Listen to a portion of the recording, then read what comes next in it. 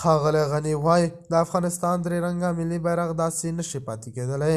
ډاکټر صاحب ښاغلی ولسمشر محمد اشرف غني درې رنګه بیرغ په هکله تازه څرګندونې کړې دي. هغه له طالبانو سره د غواړي چې د دې په اړه بحثونه هم ترسره کړي. ښاغلي غني وویل که د افغانستان درې رنګه ملي بیرغ موږ داسې طالبانو ته پرېږدو او بیرته اوچت نه شي نو دا به موږ ته لوی شرم وي. هغه ویلي دي چې د دې پر سر باندې ډېرې وینې توی شوي، قربانۍ مو ورکړي او سرونه مو ورکړي دي. د خرابات ټي وي چینل درنو لیدونکو سلام، ستړي مه شئ، وخت مو په خیر. هیله لرم چې جوړ او روغ به یې. په سر کې یادونه کوم که خرابات ټي وي چینل مو نه وي سبسکرایب کړی، په درنښت سره خرابات ټي وي چینل سبسکرایب کړئ.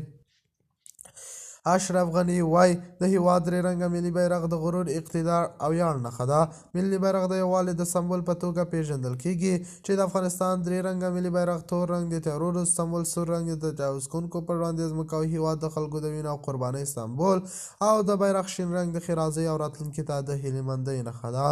د هېواد درې رنګه ملي بیرغ د دې خاورې د خلکو لپاره د کلونو راهیسې د یووالي، اتحاد، خپلواکي او ازادي ښودونکي دي چې د وخت په تېرېدلو سره د ډېرو هېوادوالو سرونه او ځانونه ترې قربان شوي دي. د هېواد درې رنګه ملي بیرغ د پر سر باندې افغانانو ډېرې وینې تویې کړي او سرونه یې ترې قربان کړي دي تر څو د غرور، پت او ویاړ بیرغ په لوړو څوکو راپاندوي.